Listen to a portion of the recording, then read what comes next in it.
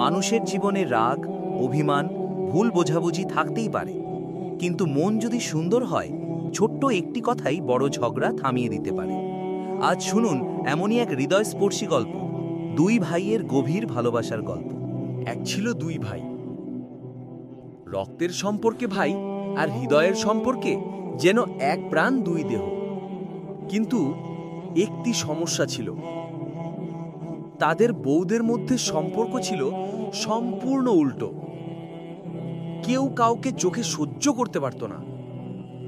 সামান্য বিষয়েও চুলাচুলি, মনোমালিন্য, ঝগড়া লেগেই থাকত।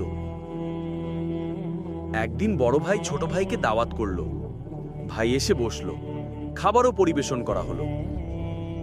কিন্তু ঠিক তখনই ছোট ভাইয়ের বউ এসে ভাইয়ের সামনে থেকে খাবারের প্লেটটি সরিয়ে নিয়ে গেল। রাগে অভিমানে ছোট ভাইয়ের চোখ লাল হয়ে উঠল। সে অপমানিত হলো, মর্মাহত হলো। বড় ভাইও বিষয়টি টের পেল।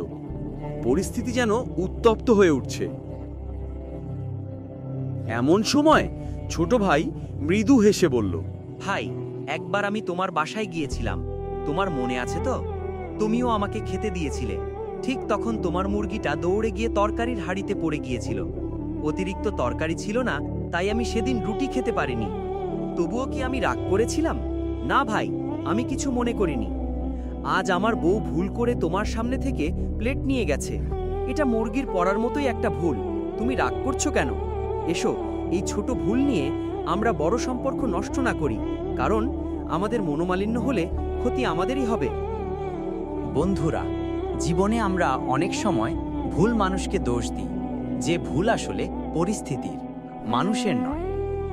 সম্পর্ক টিকে থাকে দুজনের চেষ্টায়।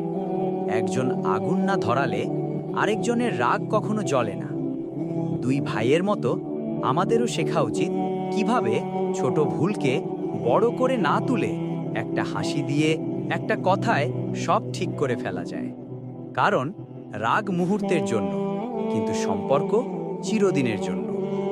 আসুন আমরা সবাই এমন মানুষ হই, যে মানুষ সম্পর্ক বাঁচায়, বাড়ায়, গড়ে তোলে, ভেঙে না ফেলে। আল্লাহ আমাদের সবাইকে সুন্দর চরিত্র, ধৈর্য, মাফ করার ক্ষমতা দান করুন। আমিন।